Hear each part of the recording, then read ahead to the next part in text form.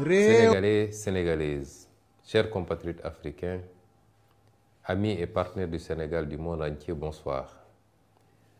Je me permets, à travers cette courte vidéo, de revenir avec vous sur les derniers événements qui ont frappé notre pays, le Sénégal, et qui ont fini de révéler ou de confirmer au monde entier, mais surtout au peuple sénégalais, le véritable visage du président Macky Sall. Visage qu'on peut dépeindre sous les couleurs de la haine, de l'acharnement, de la violence gratuite par ses forces de défense et de sécurité, de la persécution permanente contre toutes les voix dissidentes, qu'elles soient de la société civile, des mouvements citoyens ou des partis politiques d'opposition, notamment par l'instrumentalisation d'un pan entier de la justice. Pour tous ceux qui en doutaient encore, ce qui s'est passé aujourd'hui en est une parfaite illustration. Je commencerai par regretter les nombreuses arrestations de ce jour. Mais je commencerai surtout par regretter le lourd tribut payé encore par la ville de Bignona. On nous signale 2 blessés graves, l'un ayant perdu un œil et l'autre ayant perdu quasiment son organe génital à partir des manifestations et parce que des balles réelles auraient été tirées par les forces de l'ordre. Ces crimes et forfaitures ne resteront pas impunis. Nous l'avons dit et redit.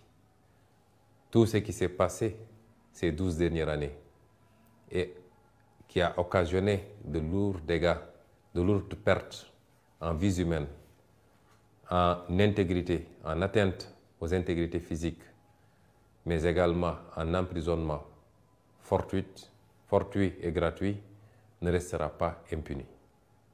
Chers compatriotes, ce qui s'est passé aujourd'hui illustre à suffisance tous les aspects que je viens d'évoquer. D'abord, ce qui s'est passé le matin en quittant mon domicile, où encore une fois, les forces de défense et de sécurité ont obstrué le passage pour essayer de nous imposer une trajectoire, un itinéraire, ce que nous avons refusé, allant jusqu'à heurter des véhicules de notre convoi. Ce qui s'est passé ensuite au niveau du palais de justice, où le juge en charge de ce dossier a voulu, pour des raisons que personne ne comprend, retenir ce dossier aujourd'hui et le juger, le vider aujourd'hui même. Alors que quasiment tous mes avocats venaient juste de se constituer et n'avaient pas eu accès au dossier et que les avocats qui en avaient eu accès n'avaient eu accès qu'à une partie du dossier. C'est extrêmement grave. C'est d'autant plus grave que le juge n'a présenté comme motivation à cette attitude que le fait qu'à chaque fois qu'Ousmane Sonko était convoqué, l'État a été obligé de mobiliser toutes les forces de sécurité et de défense, et que ça a coûté très cher à l'État sénégalais. Avons-nous été demandeurs de ces procès ridicules? Sommes-nous les instigateurs de ces complots et de ces manipulations dont la seule visée est d'obtenir une condamnation pouvant empêcher Ousmane Sonko d'être candidat pour l'élection présidentielle du 25 février 2024. Est-ce que cela peut justifier qu'on empiète, qu'on piétine, qu'on viole les droits de la défense, qui sont mes droits en l'occurrence, simplement parce que la mobilisation de ces dispositifs des forces de sécurité et de défense coûte très cher à l'État du Sénégal? Qu'un juge puisse réagir comme ça est suffisamment inquiétant et doit nous préoccuper par rapport à son indépendance, puisqu'il a pris des instructions pour parler ainsi. Ce qui s'est passé ensuite à la fin de cette audience, puisque n'eût été l'insistance, j'allais dire même la résistance des excellents avocats qui se sont constitués pour notre défense, que je remercie au passage. Énormément d'avocats sont constitués aujourd'hui Aucun de ces avocats ne nous a demandé d'honoraires pour défendre notre cause. Je les remercie, mais je les félicite surtout parce qu'ils ont fait montre de détermination, de combativité, mais ils ont montré que le Sénégal doit être fier de ses avocats. N'eût été la détermination de ces avocats, mais n'eût été également un barreau debout.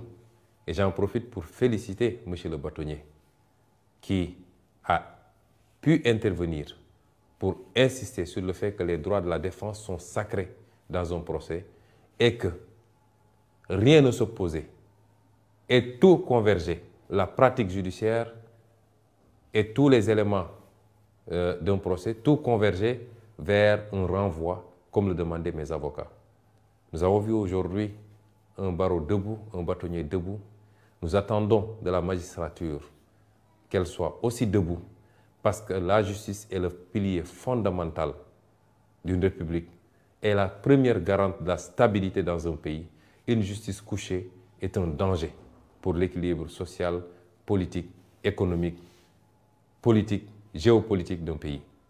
Nous demandons à l'Union des magistrats, à l'ensemble des magistrats, procureurs, juges d'instruction, à revenir à la raison et à comprendre qu'ils ont un sacerdoce, c'est de servir, de juger au nom du peuple sénégalais et non pas de servir les desseins politiques du régime et du président Macky Sall.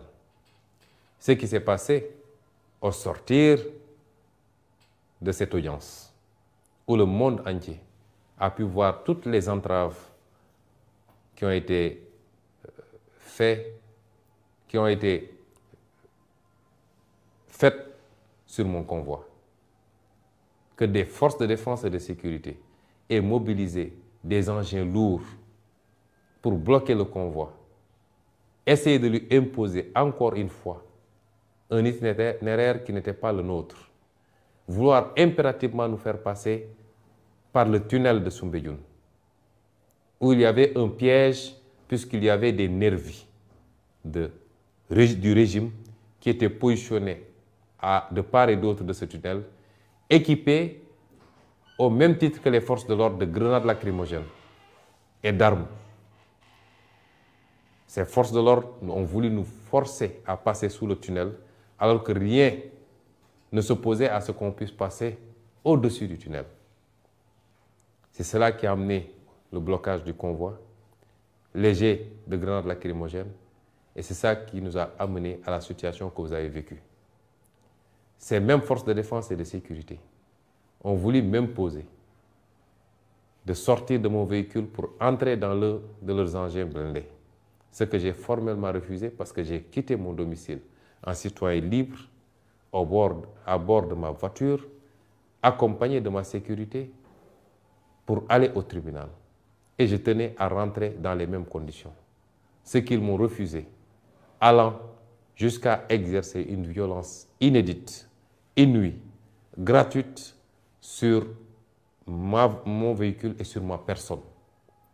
Le monde entier a vu des agents des forces de l'ordre casser la vitre de ma voiture, forcer les serrures pour m'extraire de force de cette voiture et me conduire directement à bord de l'un de leurs fourgons blindés.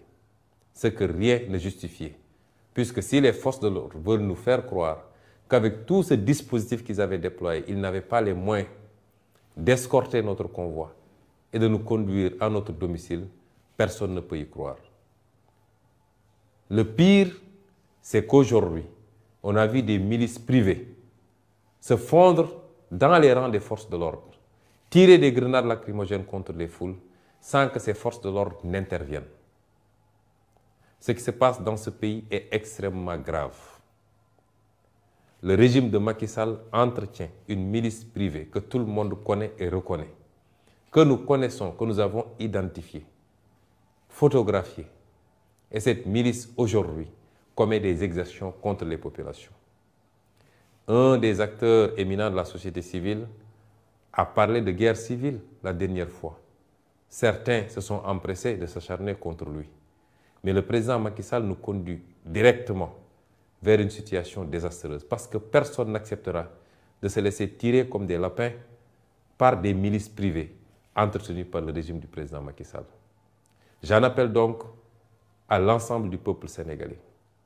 J'en appelle à la communauté internationale pour vous dire que celui qui s'est présenté à vous comme un démocrate, qui a essayé de dépeindre son opposition comme une opposition violente, déraisonnée, est le seul dictateur, le seul violent, le seul haineux qui existe aujourd'hui au Sénégal. Le Sénégal est un grand peuple qui a jusqu'à présent résisté à tous les soubresauts, qui n'a jamais connu, qui n'a jamais été traversé par des considérations liées à l'ethnie, à la race, à la région d'appartenance. C'est seulement sous le régime du président Macky Sall qu'on a commencé à entendre ces discours haineux.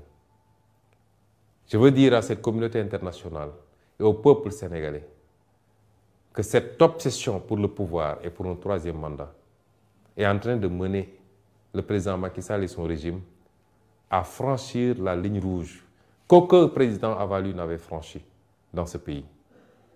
Celle-là qui nous conduit vers la déstructuration du tissu social. Il est temps d'arrêter le président Macky Sall.